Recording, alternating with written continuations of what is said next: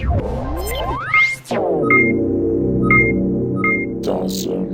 YouTube, Dawson Ryder here with my review of Dobutsu Sentai Zyuohger episode 30, my first regular Sentai episode review since it's not a special Gokaiger team up that I did 2 parts for, so it might be a little bit shorter, we'll see, but let's go ahead and jump right in. I usually start off these reviews, so far in like the 3 videos I've done, by saying the things that I did like, but in this case there's only one thing I really didn't like about this episode, so I'm just going to get it out of the way to begin with. And that was the world. I just hate the world. I'm tired of it all. No, but Misao, I'm just so beyond done with him. I'm just, for the starters, we don't even have their evolutions yet. Tell us, Sun and Moon.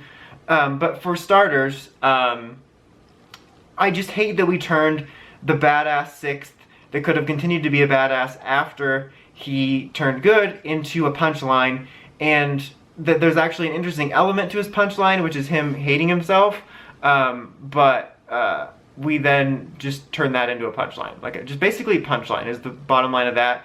And I hate this tradition we've had for most of the 6, these last 4-ish years, of it just being one joke, and then that's the character. And him in particular, even the characters are starting to point out how annoying he is. And it's frustrating, and he was really, really in the way in this episode. Like, oh, I'm gonna be the one to find the whale because I'm Zyuoh the worst. And he hit the Rangers, he pulled Sella out of the water. He was just, there was multiple times this episode he was in peril. Like, he was sinking when he was being poisoned. I'm like, Sella, just pretend you didn't see it. Just let him fall. It's just, I'm done with him. I'm so sick of it. And he has one of the coolest suits, and he does not deserve it. So I'm just sick of him, and that was really the only thing I truly didn't like about the episode. Other than that, this was a pretty solid episode. I actually like that we're getting into the plot a little bit. I really hope that this is a ramp up for Zyuohger, because it's been kind of dull with very small sprinklings of plot throughout, and kind of like similar to Ninja, when they're not doing the plot, it's as if it doesn't even exist.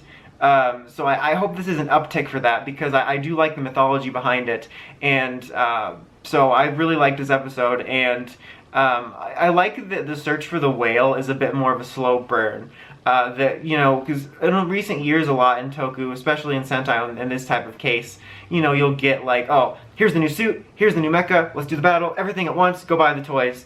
And obviously it's about toy sales, but I like the slower burn where it's like, okay, we got the suit last week, now this week we've seen the whale, he's not on our team yet, we'll get him next week, we'll get the formation, and then right after that, or 2 after that, we'll do the all formation. But I like when we get this content, we spread it out instead of vomiting at you all at once. So I like that slower burn. I like the story search for him, like aspects like them using the mecha to go search for him underwater, using crocodile and shark. I like when we get to see the Zords do other things than battle, or battle in different ways we just didn't get to see. Well, actually, we did get to see a new formation of Zyuoh Wild, which was like on stilts. It was just taller, which was kind of neat. I didn't expect that. But I meant, like, when I said different, like kind of like Go Busters, where they actually did individual battles instead of always just, let's rise up, hit him 3 times, blow him up. It just kind of makes them more interesting. But we did get that new formation, which was kind of cool.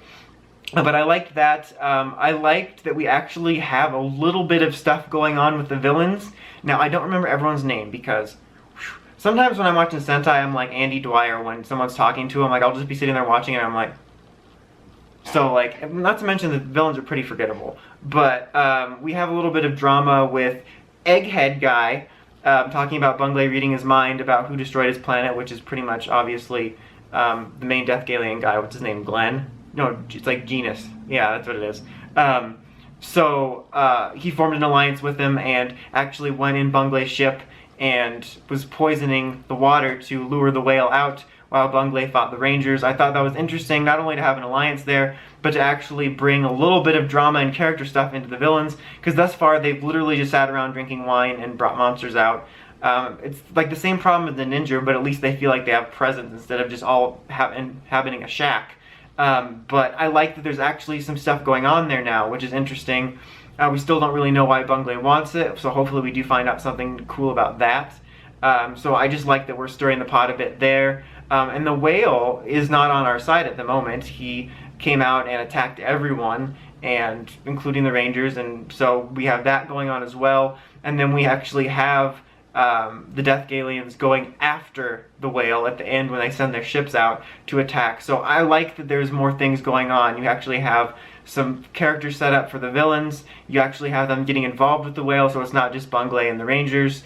I like that we have stuff happening right now that I'm actually interested in. And I feel like, I don't remember if I already mentioned this, but I feel like the whale being there cleared up any confusion I had last week about, I apologize if I already said this, but about the Jumans coming from Earth, and then like after the whale they splintered into like Halloween Town, which was the Juman world, since the whale is there. So I feel like that cleared that bit up for me, which I think is kind of cool. I don't have a terrible amount to say because this was a good, I hate using this term because I use it a lot, but it was a good setup episode. A lot was set up and a lot happened, but it's kind of have payoff probably next week with us getting, the whale on our side, and then hopefully finding out a little bit more about Bungley, and then I'm hoping that this is like a tip-off point of the villains being at least a little bit more interesting.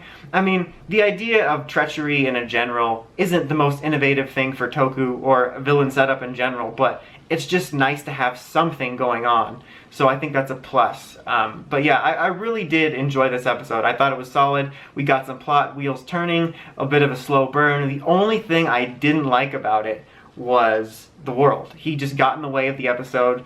They will probably try to explain it next week why he's so adamant about being the one to find the whale. There'll probably be some Toku nonsense that happens. Maybe it'll be a great explanation, but I'm just going to expect Toku nonsense. But that was really the only thing I didn't like. So overall, I would say I'd give this episode a 4 out of 5. Solid entry for Zyuohger. Definitely enjoyed it. Hope that this uptick continues and we have a bit more interesting from here on out. But anyway, that's about it. Until next time, we check out the Crazy Podcast at WritersRangeRambles.com. And of course, don't forget to like, comment, subscribe. Until next time, Dawson Writer, signing out.